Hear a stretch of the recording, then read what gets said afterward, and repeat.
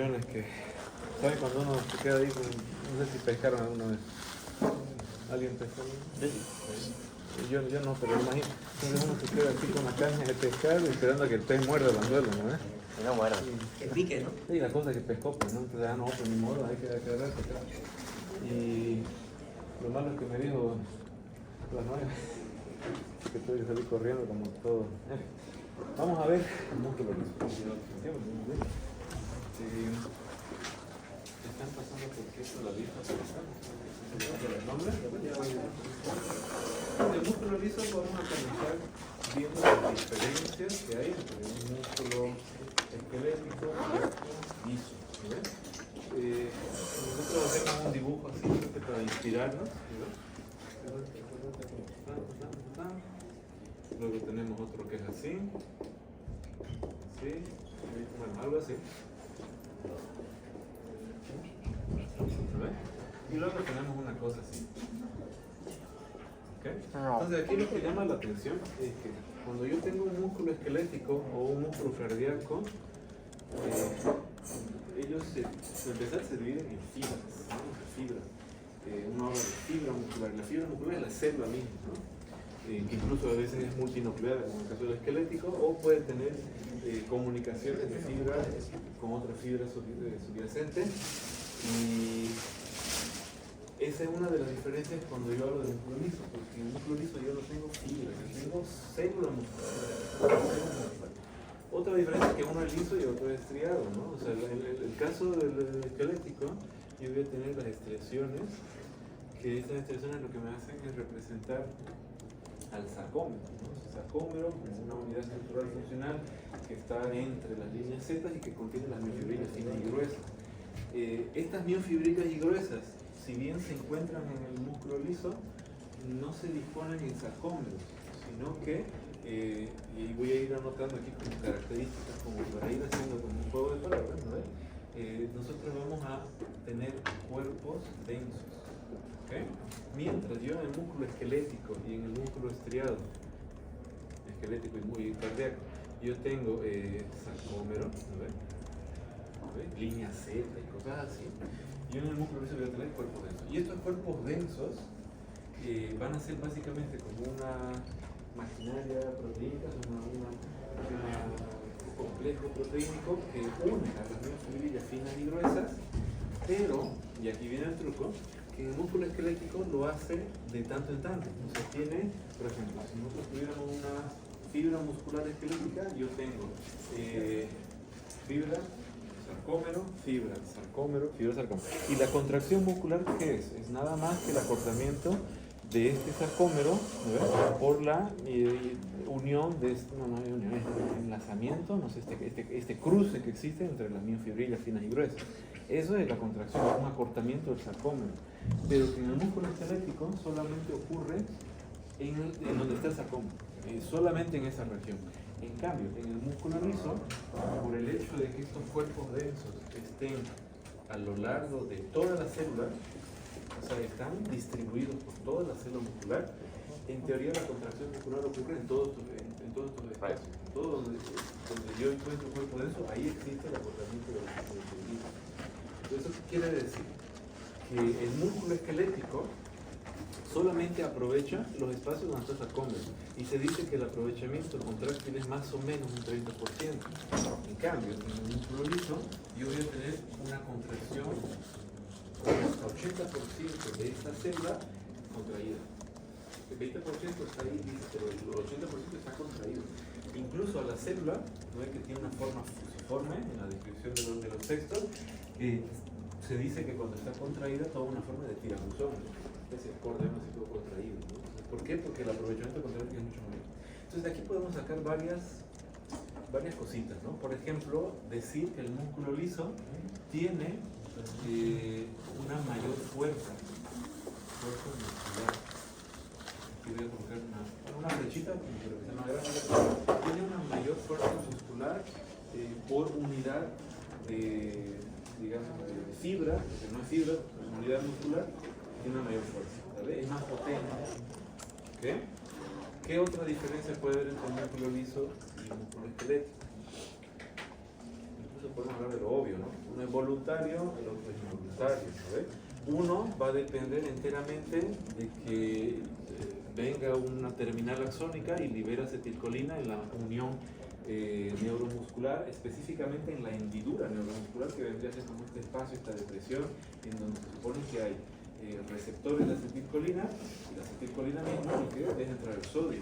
Esa es la unión o la hendidura neuromuscular. En el músculo liso, ¿qué es lo que yo voy a tener? No voy a tener hendidura, voy a tener, me viene otra palabra, voy a tener la caveola. ¿Okay? Alrededor del músculo liso existen como unas pequeñas depresiones, y es ahí donde van a distribuirse los neurotransmisores actuando como si fuera una hendidura neuromuscular, ¿no? Entonces es diferente. En uno hablo de hendidura, en este hablo de caveola. En uno hablo de sarcómero, en este hablo de cuerpo denso. ¿Vale? Otra diferencia grande, la relación que existe entre las miofibrillas.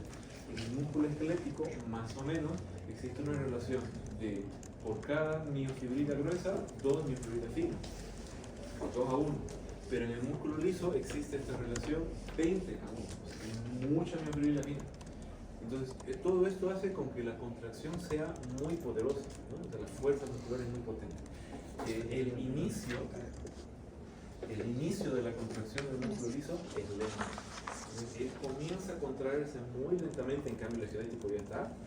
Pero una vez que yo consigo contraer el músculo liso, se queda ahí y es mucho más fuerte.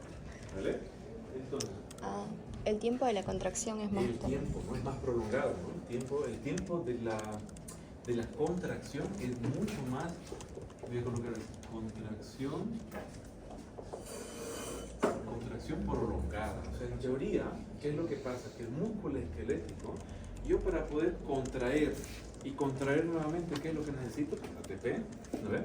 Pero de una forma muy tricky, porque yo necesito el ATP y se contrae, pero luego yo necesito que se relaje habiendo otro ATP en la fila para poder contraer de nuevo y otro ATP en la fila para poder relajarlo. Entonces, el músculo esquelético necesita pasar por esta serie de contracción, relajación. El músculo liso no. El músculo liso necesita ATP, pero en una proporción mucho menor. Entonces, en ese sentido es ahorrativo, ahorra mucha energía. Porque yo solamente necesito un ATP, lo rompo, fosforilo alguna enzima que ahorita voy a comentar, y ya está, el músculo se contrae y se puede mantener ahí contraído lo que le dé la gana. O sea, en ese sentido, el músculo liso, depende de la función que tenga, y esa es otra diferencia, puede quedarse contraído por muchas horas, incluso, sin necesidad de estar relajándose, contrayéndose. No sufre lo que se conoce como fatiga. ¿Te acuerdas de la fatiga muscular, no es? Sí. O sea, se supone que el músculo esquelético necesita tener la suficiente cantidad de acetilcolina, receptores disponibles para poder contraerse. De esos receptores depende la entrada de sodio. En cambio, el músculo liso no se fatiga. ¿Por qué? Porque solamente necesita un ATP, fosforila, necesita las enzimas necesarias, el calcio obviamente, y luego se puede quedar contraído por mucho tiempo. Entonces, en ese sentido, inicio lento, contracción prolongada, muy potente en fuerza muscular, no sufre fatiga muscular, entonces quiere decir que se puede quedar ahí todo el día, lo que quiera. Veo que es bueno asociar a veces las cosas, ¿no? Entonces yo, no sé, por alguna razón asociaba el músculo liso a este animalito que es perezoso, ¿no? Perezoso. Una razón, yo decía, perezoso. ¿Por qué? Porque se puede quedar ahí colgado todo el día si quieres, ¿no? No se fatiga. Uno si intentara quedarse colgado del árbol, en algún momento me canso y me suelto, ¿no ves? Cambio, por eso se queda ahí abrazado del árbol todo el día, ¿no? Yo asociaba al músculo liso. ¿Ok? ¿Qué más? ¿Qué otras diferencias se les ocurren? El mecanismo contráctil aquí es sarcómero dependiente, ¿no ves? Pero aquí no, aquí depende de otras cosas. Hemos dicho de las enzimas, ¿no? Pero ¿qué enzimas son estas? En realidad no son tan enzimas, son proteínas, que su función va a ser secuestrar el calcio. Hay dos proteínas que vale la pena mencionar siempre. Hay dos proteínas, una que se llama la calmodulina y otra que se llama la caldemona. ¿Ok? Calmodulina principalmente. ¿Qué es lo que va a hacer la calmodulina? Ella lo que va a hacer es secuestrar el calcio que puede estar intracitoplasmático, que puede estar el calcio ahí, por ahí, nadando en el citoplasma, o puede estar en el medio extracelular y luego entrar, ¿no ves? Lo que va a hacer la calmodulina es formar un complejo con el calcio.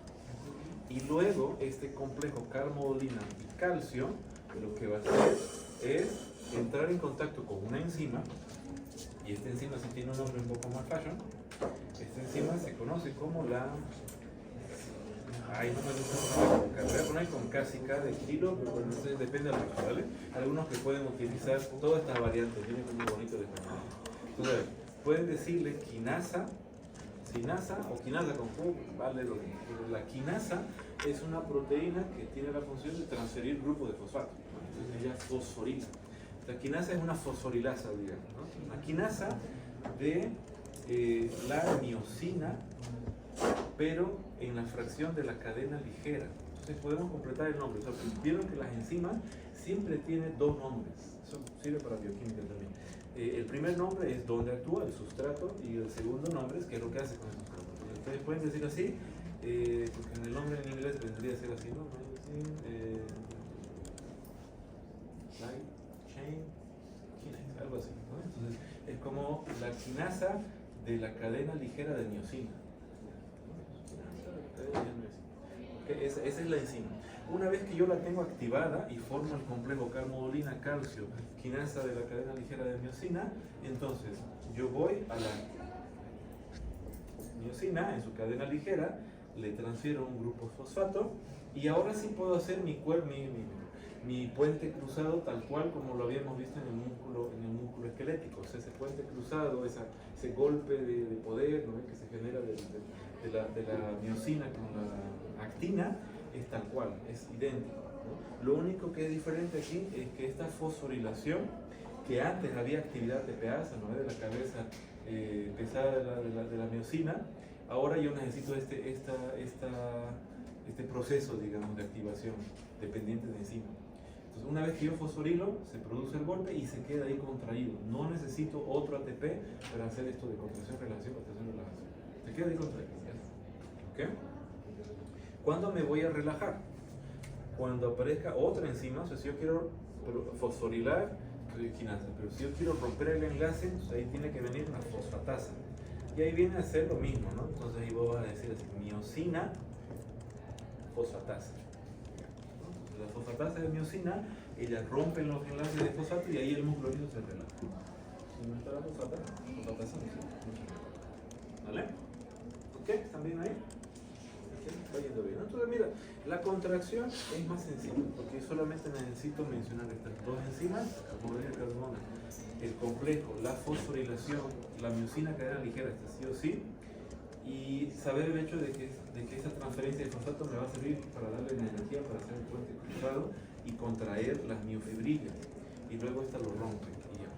Ahora, algo más que estamos olvidándonos, volviendo un poquito para atrás acerca de, aquí citamos las diferencias, las voy a decir de nuevo para que lo tengan anotado los que están llegados, ¿vale? Entonces, ya tarde, ya. Era un chino. Entonces, a ver, aquí tenemos que clasificar el músculo liso, ¿no ves? El músculo liso lo podemos clasificar en dos tipos, bueno, en realidad en cuatro, pero a ver, dos tipos. Multi, unitario y unitario. Estos son los clásicos, ¿no ves? Entonces, unitario es aquel músculo liso prototipo, que yo me imagino como músculo liso. Músculo liso... ¿Ya son las 50 recién? No, va.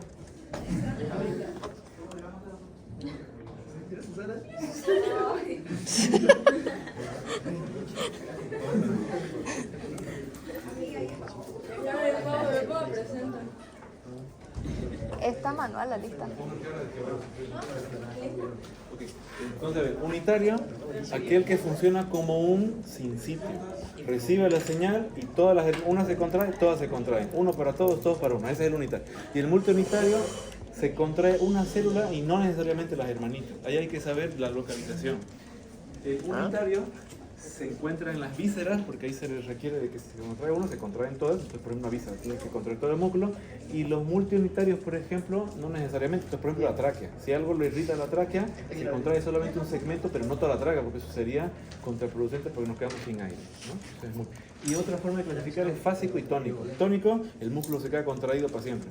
Y el fásico se queda contraído de a rato dependiendo del estímulo. Estímulos pueden ser local, nervioso y hormonal. Hormonal, aquellos que actúen como ligando y el metabolismo respuesta metabotrópica. Nervioso si hay una corriente eléctrica. Y local, por ejemplo, en el intestino, donde hay un alimento, un bolo, y de ahí el intestino responde pero por un estiramiento de la fibra. ¿Ok? ¿Se entendió? No. Muy rápido. Bueno, lo vamos a repasar. Una clase más. Vamos a repasarlo, ¿no? Ahora sí tenemos que salir corriendo porque hay un examen obligatorio. Me voy a ir a la C21. Si quieren, pueden venir.